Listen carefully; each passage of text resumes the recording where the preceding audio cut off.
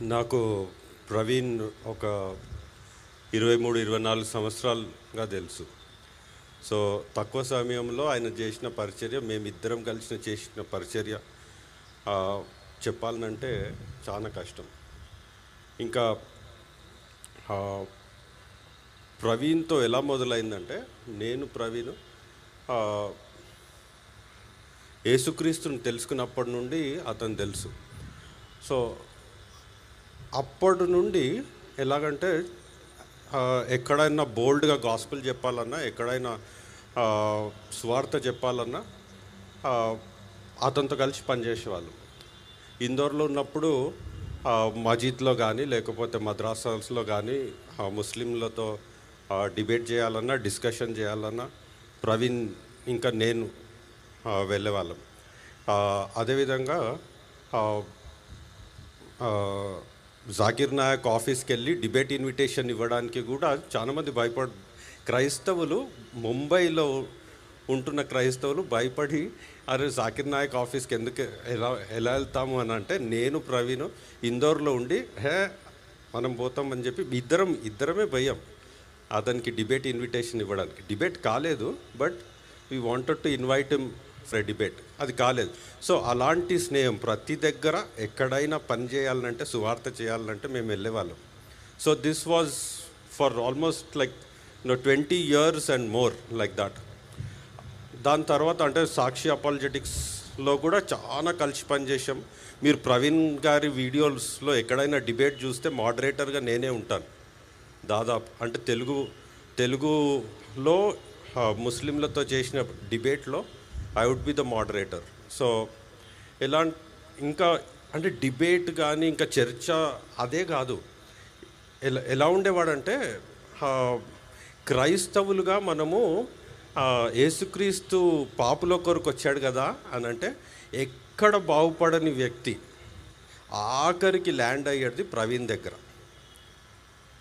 అక్కడ ల్యాండ్ అయితే ఏం చెప్పేవాడంటే, మనము వదిలేస్తే వాని జీవితం ఏం కావాలా అనేవాడు. అది కాకుండా నిన్ను వదిలేయాలి కదా, మనం చేసేదానికి ఇంకా పట్టుకొనే ఉన్నాడు కదా, మనం అదే పని చేయాలి కదా ఇతరులకు అనేవాడు. ఇంకా అలా చేస్తూ అంటే హైప్ అనేది ఏముండదు. ఎవరితోనన్నా కలిసి రోడ్డు మీద కూర్చొని, ఎక్కడన్నా అరుగు మీద కూర్చొని ఛాయ్ తాగాలన్నా తాగుతాడు. సో అదే మనం చూస్తున్నాం. అంటే ఎక్కడ ఈ కార్లో తిరగాలి, ఈ బైక్ నడపాలి, ఈ బట్టలు వేసుకోవాలి. ఆ బట్టలు మనం టీవీలో చూస్తున్న అంటే మంచిగా డ్రెస్ అయిందంతా ఏంటంటే ప్రజలు యాక్సెప్ట్ చేస్తారు, టీవీ ముందు అలా కనపడితే అని అలా వేసుకుంటాడు అంతే. But otherwise very simple person. ఇంకా ప్రతి దగ్గర ఇప్పుడు ఇలాంటి వేదిక అంటే మాతోని చేసే పరిచయం ఎలా మాట్లాడతాడంటే, ఈ వేదిక అవసరమా, ఇదంతా అవసరమా, ఇదంతా వద్దు కదా, మనం అక్కడ కూర్చొని మాట్లాడుకుందాము, ప్రజలతో కలిసి ప్రజల మధ్యలో మాట్లాడుకుంటే యేసుక్రీస్తు చేసిన పరిచర్య అదే కదా అనేవాడు. సో అంటే మిగతా పరిచర్యల మీద ఏదైతే చూస్తామో అది అంటే అన్ని రకాల పరిచర్యలు చేయాలి, ఈ వేదిక కూడా అవసరం సొలొమోన్ చెప్తున్నట్టు. కానీ ఆయన ఇష్టపడేది అలాంటి పరిచర్యనే, ప్రజల మధ్యలో ఉండి చెయ్యాలని. యేసుక్రీస్తు అలాగే చేశాడు అని చెప్పేవాడు. యేసుక్రీస్తు ప్రజల మధ్యలో ఉండి నేను పెద్ద దేవాది దేవుడు, నేను పెద్ద అని చెప్పుకోకుండా మామూలుగా బతికి అలా పరిచర్య చేశాడు. కాబట్టి అలాగే చెయ్యాలి అని ఎప్పుడు అలాగే ఉండేవాడు. ఇంకా ఆఫీస్లో కూడా ఎవరు అతనిని సార్ అనరు. సార్ అంటే తిట్టేవాడు. నేను సార్ అంటే నేను సార్ అంటే నేను ఎప్పుడు నీతో మాట్లాడను, మరలు ఇంకోసారి నీతో మాట్లాడను అనేవాడు. అన్నా అనాలి అంతే. అతనితో కలిసి ఆఫీస్లో కూడా పనిచేశాను. అతను బిజినెస్ స్టార్ట్ చేసినప్పటి నుండి పనిచేశాను. సో ఎప్పుడు ఎవరితో కూడా నేను బాస్ అని చెప్పుకునే వ్యక్తి కాదు. సో అంటే అలాంటి వ్యక్తిను కోల్పోయాను.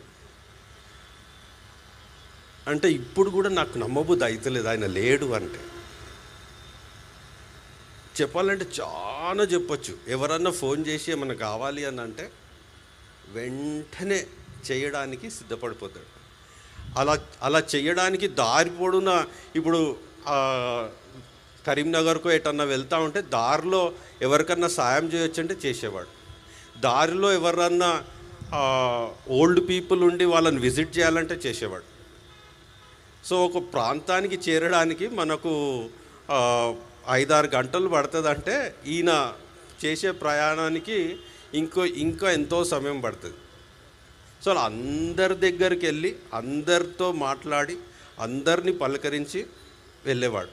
ఇంకా ఏదైనా బండి చెడిపోతే ఏదో ఫోన్ చేసి 10 మందిని పిలవడు. మేము కారు చెడిపోతే మేమే తోసుకుంటూ వెళ్ళి మేమే మెకానిక్ షాప్కి తీసుకెళ్ళి మేమే చేసుకున్నాం పని.